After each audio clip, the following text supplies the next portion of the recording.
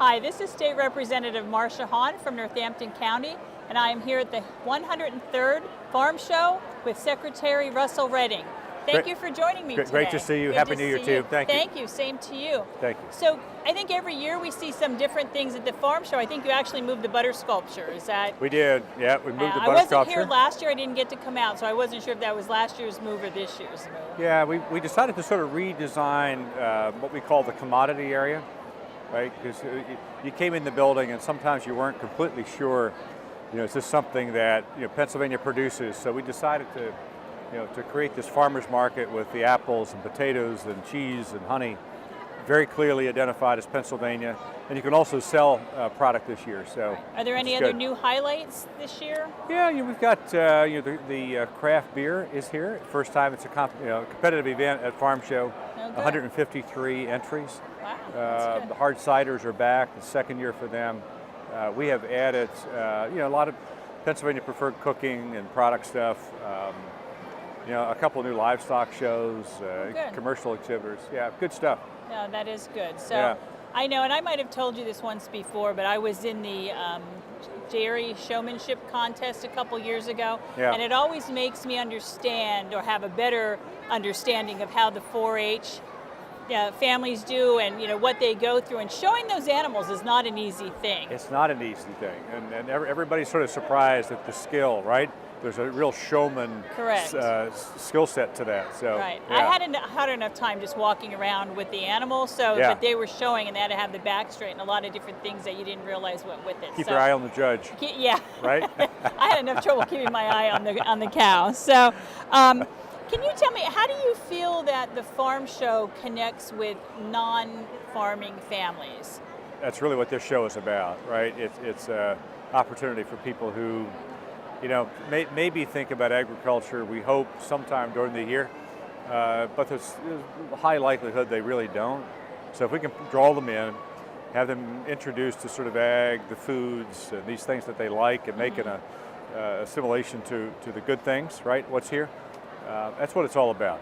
We have the Keystone Show in York that runs this week. That's really an production agriculture show. We have Ag Progress Days in the States. So I think we're blessed to have all three here, but this show really focuses on consumers and how we tell that story of ag. I think if you look at last year, we had a tremendous amount of rain. And I know I've had several farmers from my area call me because they're struggling. So can you tell me what you've seen happens in the market? Is the market changing because of that, or what do these farmers do when their crops are gone? Yeah, I tell you what, it's 2018 was just brutal. I mean, every markets were down. The weather didn't help matters any. It added insult to injury, right? So we have a lot of crops that are lower quality because of the rain. That's from hay to corn silage and grains. The market for the hay is pretty strong. The market for the grains is okay. That's been more of a quality issue in part the trade issues that we're sort of struggling with has put a damper on some of the grains, but still hopeful that by the time the 2019 growing season starts, we'll be back sort of in a good position with crop prices. Yeah. Some of the dairy farmers in my area are struggling. Some actually went out of business. The family members don't want to come in. So can you tell me a little bit what we're doing as a state to help the dairy farmers and maybe keep their herds or deal with that? Yeah, so we have, back a little bit, so 2 years ago, engaged sort of the economists, one from across the country to include Pennsylvania, to really look at Pennsylvania's dairy competitiveness, right, to make sure we were actually competitive relative to our other states. And there was confirmation we were, but we had to do things different, right? And that recommendation then became the basis of our dairy development plan, then became the dairy investment program. So we're making some progress. Last year's budget included $5 million, for the dairy investment program, first time in state history. Dedicated dollars for economic development in dairy. We've had some really... So are those grants that dairy farmers apply for, or how is that working? Yeah, so it's all grant money, and dairy farmers are eligible. They have to be for value-added processing or marketing or research and development. And our first round, in fact, this week, we're evaluating the first round of applications that came in December, with the goal here when the CFA, the Commonwealth Financing Authority, meets later this month to make a decision. We have 28 applications, and some of those are on-farm cheese processing to some major dairy processors. So we're making some progress. So how does a dairy farmer go about applying for that? Is it online through that small grant application? Yeah, so there's a couple of ways you can do it. The easiest way is to go to the Department of Agriculture's website. You know, so at the PDA website, you'll see dairy. One of the dairy items will be the investment program. Okay, good. Yeah. I think one of the things that we always hear, because of things that are happening with the weather, with the dairy farmers going out of business, we're going to lose about, 75,000 jobs they're estimating in the future.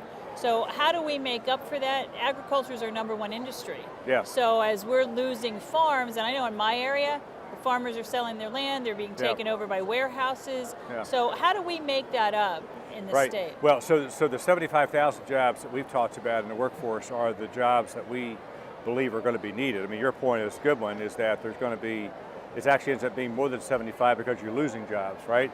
So you've got to add those back into the 75. So we put the emphasis on, workforce development, looking at the FFA and 4-H programs, making sure we're, as a Department of Ag, but also the Department of Education, being supportive of the ag science programs around the state of Pennsylvania. Working with employers to look at what the apprenticeship needs are that they have, but it's all of those different pieces to make sure that we're at least focused on what we can do to cultivate the interest. And I think the farm show is a great example where I hope somebody looks at this and says, well, that's cool, right? Or how do I do that? Or what's that about? And really takes a hard look at what the possibilities of agriculture are. Do you find new families coming into the ag industry? So I always think farmers are passed from one generation to another, but you see new people saying, oh, I want to start a farm, whether it's for organic growing or something. So what are you seeing as a... Yeah, it's amazing. So it's a full spectrum, right, of transition, but there's a lot of people who are very non-traditional approaches, right? They could be in urban centers, they could be in the high tunnel, during greenhouses, whatever. But first generation farms coming into agriculture, most of those folks are going to be doing some type of direct market, growing, sales, or value-added processing on their farms. But I'm very encouraged by the number of farmers that are interested in new farmers coming in. Yeah. And we hear a lot when we talk to schools and in education about the STEM programs. Yeah. So do you find that the STEM program helps with the agricultural population? Is that something that they push for ag? Yeah, absolutely. So we have, as one of the demonstrations here today, the 4-H National Robotics team from Center County is here, all 4-H members, all robotics. And when we made the presentation to them, they were talking about the application of those robotics to the food and ag system, right? So I think there's a lot of possibilities there, and something that we have to talk about differently, because it's not sort of intuitive for people to think about STEM and ag. Right, and ag. Right. Yeah. Although when you and I talked about it, we were thinking pretty comprehensively. If you're thinking about it just as farms, then it becomes a little bit harder for people to make that connection, even though all of that stuff is needed at the farm level. I mean, you see it, right? The robotic milkers, the precision agriculture, conservation technology. So it's an important part of ag, and why we've chosen during Farm Show to actually have a day focused on STEM, which is today, to talk about where those intersections are. So, and I know, and I've gone out to dairy farms in the district, in the milk houses, and some of them hook them up to automatic milkers, but then I was to a farm through the Ag Committee. We toured some farms in Lancaster where they had the carousel. Carousels, yeah. And to me, it was amazing that, they could get the cows to go on to the carousel. They just back off. I guess repetition, they know how to do that. But, it took some of the jobs away, I guess, from some of the, the employees or the workers. Yeah. So. And we've seen that, what happens with those folks who are on those farms end up sort of supporting something else in that, or on that farm.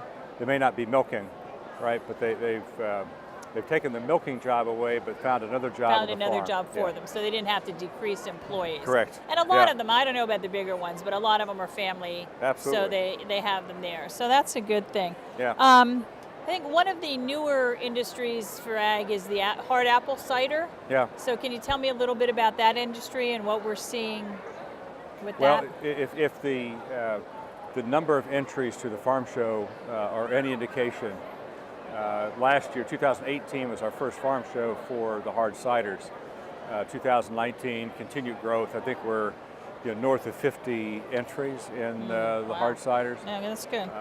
And when you talk to the operators, I mean, they have a hard cider, but they're also doing some farm markets. They're doing some other value-added work on the farm. So it helps to keep somebody in the business. It may be a part-time effort, but it keeps them in agriculture. So going to another topic you and I talked about before, the spotted lanternfly. Yeah. So it kind of originated in Berks, but it is spreading. Yes. So I think the USDA gave, was it 17 million to the state? So what are we doing with the money from the federal government to help educate people, or what are we doing with that money? Yeah, so the USDA put about 17 million in the spotted lanternfly last year. The state put in 3 million, from our during the appropriation. So you got about $20 million. There's a lot of other resources in that. The bottom line, it's spent in about three ways. One, for research, right? And that's our biggest challenge now, is we have no sort of broadband control of spotted lanternfly. It's about education and outreach, and making sure that the homeowners are aware of what to do, the businesses are aware. And then third, just from the diagnostic side of all of that, so research and labs and education outreach are the big pieces. So I think with us just going through the Christmas season, right, we had a lot of articles in the paper about, the Christmas trees. Do we see anything happening with that? Was there an impact on the Christmas tree industry, or? Not really. It came up, it was like the concern du jour, right? And everybody said, be careful. We had a few folks who bought trees who sent us a picture of what looked like the egg masses of spotted lanternfly. Some were, but we didn't have a problem. But it wasn't. No, good. No problem. Well, I think that's about all the time we have for the interview. I want to thank you so much for being here. Great to see you. Happy New Year to you. Good to see you. Thank you. Thanks for being here. Hope to see you.